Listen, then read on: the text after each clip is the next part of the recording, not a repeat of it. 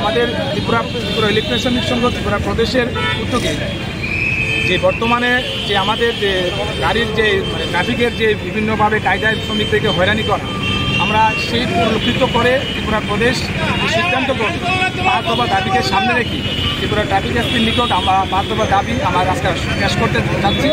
এবং এই দাবির ভিতরে যে উল্লেখিত যে দাবি, আমাদের যাত্রী উঠানামার ক্ষেত্রে বটতলা মোটর স্ট্যান্ড আদালতের প্রতিটি পয়েন্টে নির্দিষ্ট সময় দিতে হবে এবং ট্রাফিক ভিত্তিক ইলেকট্রনিক রিক্সা হয়রানিমূলক ছবি তোলার মাধ্যমে জরিমানা আওতা আনা বদ্ধ করতে হবে।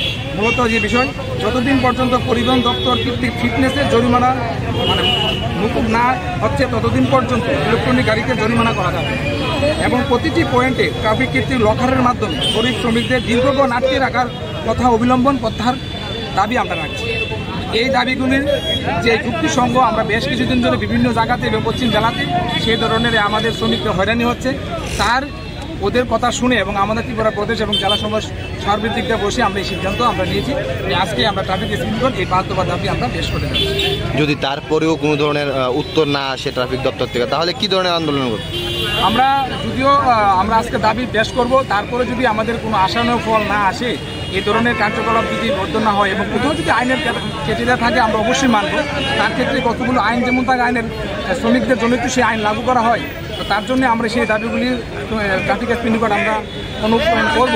তারপরে যদি এগুলি এসপি সংশোধন না হয়, তাহলে আমরা আগামী দিন ত্রিপুরা প্রদেশ এবং জেলা সার্বিক নেতৃত্ব, আমাদের সর্বভারতীয় নেতৃত্ব সবার সাথে আলোচনা করে আমরা আগামী দিন স্টেপ আমরা নেব।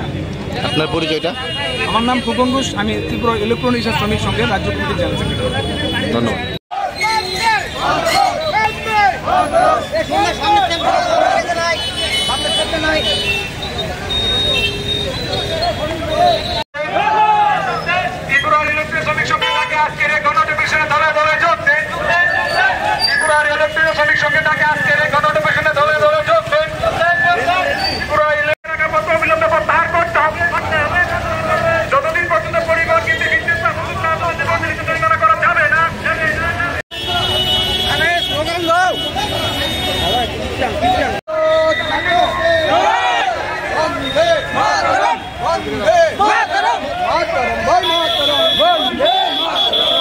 Subscribe to Tripura Info and press the bell icon so that you never miss any latest updates and news on Tripura.